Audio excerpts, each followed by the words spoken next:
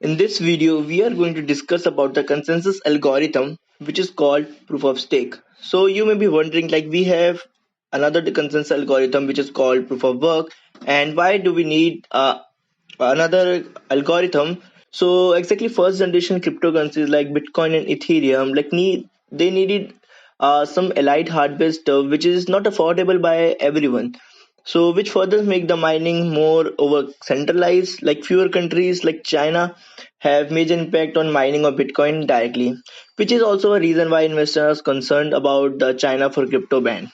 If you are able to get through the latest Nvidia or some cards, still you have to pay heavy electricity bills, and at last you are left nothing with a dollar in wallet. So here a proof of stake comes in. So proof of stake come with various improvements. So you no longer need Nvidia card, which means no longer bills, and you can participate into network, and this makes the cryptocurrencies much more decentralized than ever have. So before jumping into the video, I would like to explain two two terminologies in brief, which is called stakers and validators. So stakers is a group of people who actively want to participate into transaction validation. To become a staker, you need to buy native crypto of the underlying blockchain in which you want to become a node. And validators are among those people who are randomly chosen, and their purpose is to create blocks, and they are also responsible for checking and confirming blocks that they haven't created, and for checking the block which they haven't created, they get incentives for being a part in consensus, just like you get incentives in proof of work. So let's understand how does proof of stakes really work. So the step one is the node make a transaction, and the proof of stake algorithm put all these transactions into a pool, which is called transaction pool, and then further all the nodes which are contending to become a validator for next block raises some stake which is called, maybe it's native cryptocurrency, and this stake combined with other factors like coinage or some randomized block selection to select the validators among it. The validator verify all the transaction and publishes to the block. His stakes still remain logged, and for forging reward into also, which is not granted yet. So this is so because the nodes can say that okay, this block which is published by the validator is okay.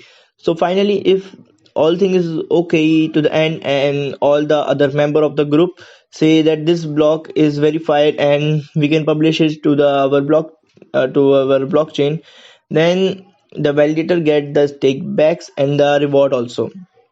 uh, and if this algorithm is used in on coin-based mechanism to select validators, the validator for the current block has its coin reset to zero. So this put him into low priority for the next validator election. If the block is not verified by others node on the network, the validator loses its stake and is marked as bad by algorithm. This process again start from step 1 for a new block. So let's just talk about the security feature which is in on algorithm called proof of stake. So the threat of 51% attack possibility still is in their proof of stake, but it's not that much risky as compared to proof of work, because if you want to control like 51% of the stake, like say you have participated in staking of Cardano, you need to buy 51% of the Cardano in the chain, and if you buy 51% of the Cardano and you kind of try to destroy it, so you are the most affected person on the blockchain, because you have the most staked Cardano, and you have the most wealth in Cardano, so you are the one which who's gonna lose. So it's kind of, so it keeps the network secure and healthy. So now let's just talk about the pros and cons feature of proof of stake. When we compare to proof of work and proof of stake, we see like proof of stake has higher advantages as compared to proof of work, because in proof of stake anyone can participate into staking and become a validator, but in proof of work you cannot become a validator unless you own Nvidia cards, and you have to mine and waste lots of electricity.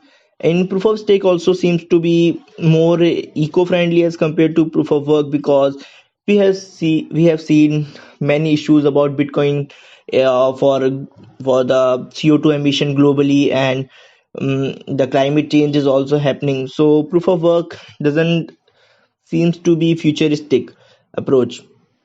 When it comes to con for proof of stake, we see that proof of stake is still new into the market, and there is control of 51% attack possibility. So the promoters can also disturb kind of the algorithm by using their majority. Thank you for watching the video.